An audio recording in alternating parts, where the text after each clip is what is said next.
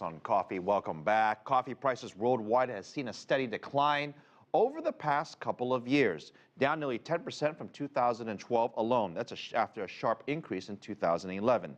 Demand, though, remains very high. Europe's coffee drinkers seem unfazed by their economic struggles, and coffee consumption in emerging economies like China and Indonesia so far have grown exponentially. Coffee prices are still up, if you're counting, 38% over the last 10 years. Colombia coffee is one of the world's best coffees, and it's best known for a lot of that. People like it because of its taste, but it's also losing its competitive edge since it's getting expensive to produce. Michelle Begay takes us to coffee. For generations, Colombia has been known for its premium coffee. It provides a livelihood for more than 500,000 Colombian families, and it's been the country's #1 legal export crop since the 1860s. Yet coffee growers here are earning less money, even as global coffee consumption is on the rise. We've had to mobilize and respond to protect and safeguard all the families that need this work, and secondly, to help the product that made Colombia.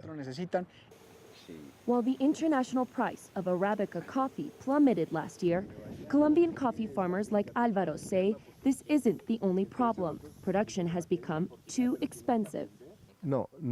It is no longer viable for a simple reason.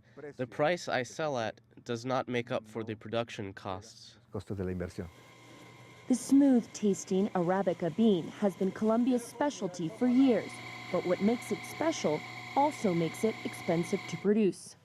Colombian coffee's ideal conditions are 1,200 to 1,700 meters above sea level and temperatures at about 17 to 23 degrees Celsius.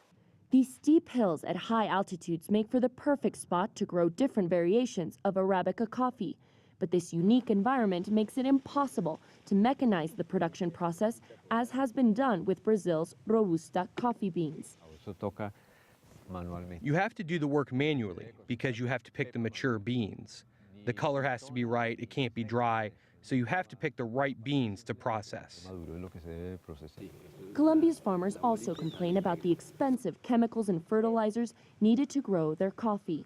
The country that most pays for agricultural chemicals and fertilizers in the region is Colombia, even compared to the other coffee producers in the region. Sometimes we are even paying 80% more than they do. Add to that the cost of transport. Gasoline here is extremely high for a country that produces it. Colombia's geography, rising costs, and more competition all have combined to create a perfect storm of hardships for coffee farmers. Conditions have provoked a wave of strikes throughout the year. The Colombian government set up a rescue fund for the sector back in March, allocating roughly $443 million in coffee farmer subsidies to offset their drop in incomes. But farmers still earn a fraction of their crop's value on the open market. For example, one sack of coffee is first bought at around $240, and then it is selling at about $25,000 abroad. So we need to transfer those benefits to the primary producer.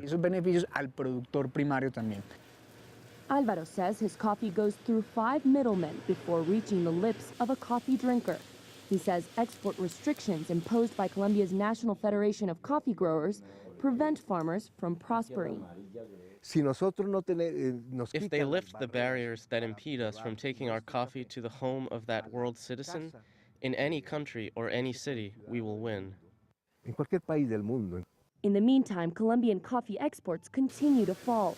Other countries like Vietnam and Indonesia have pushed Colombia down to 4th place among coffee exports.